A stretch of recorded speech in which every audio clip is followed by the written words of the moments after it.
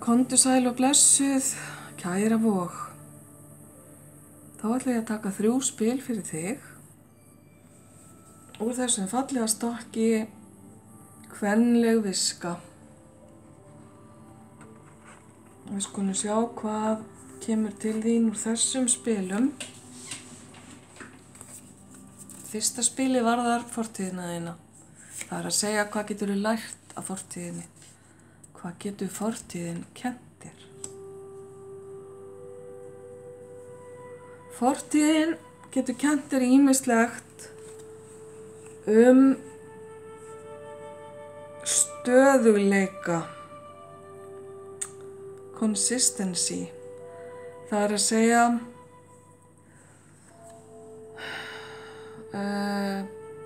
að endurtaka ákveðin munstur til að ná árangri. Þetta hefur eitthvað með aga að gera. Þetta getur líka haft með ákveðnar aðstæður í fortíðinni þinni.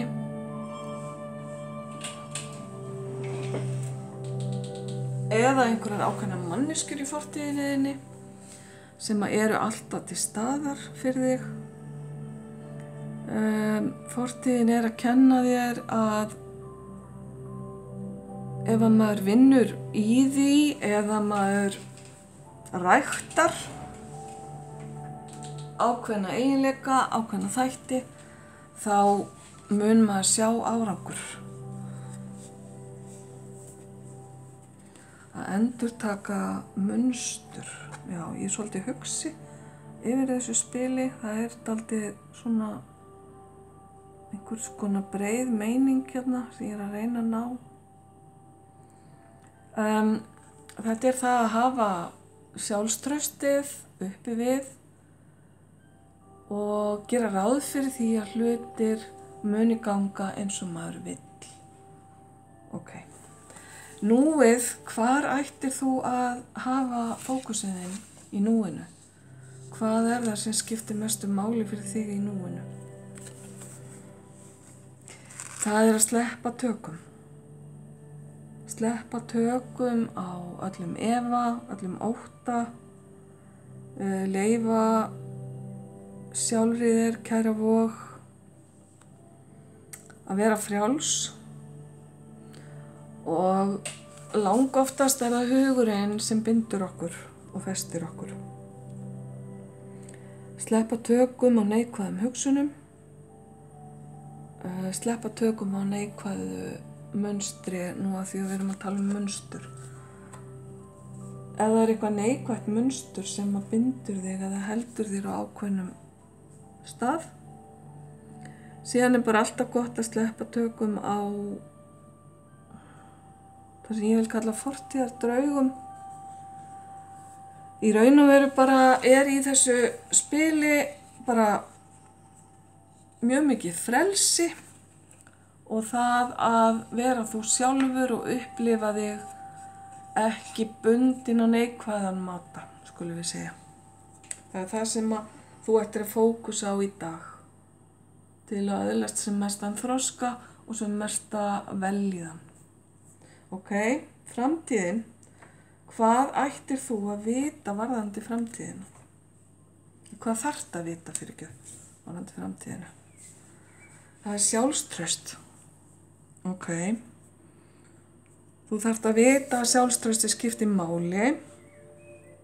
Þú þarft að hafa trú á sjálfri þér. Kæra Vog. Þú þarft að vita að það að rækta sjálfstraustið eflir þig og svo er þetta líka skilaboð til þín að sjálfstraustið er á leiðinni til þín. Það er að segja að þið finnst þú ekki hafa nægjanlegt sjálfstraust í dag, þá mun það koma í framtíðinni. Og þegar ég segi framtíðina þá er ég bara að tala kannski næstu viku eða næsta mánuð. Ég er ekkert að hugsa þetta neitt mikið lengra fram í tíman. Þannig að sjálfstraustið er mjög mikilvægt.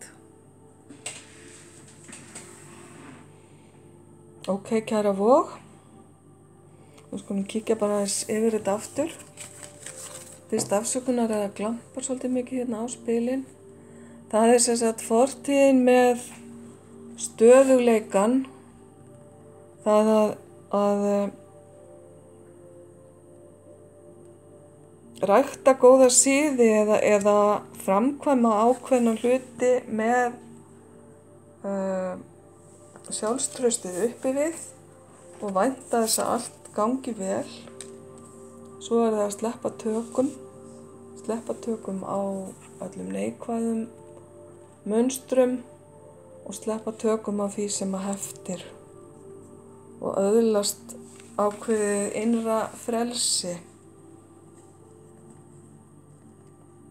Það er líka í þessu að leyfa sér,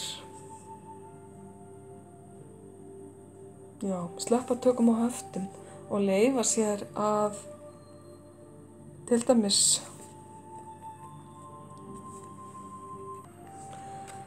að vera góður við sjálfa sig eða sína tilfinningar.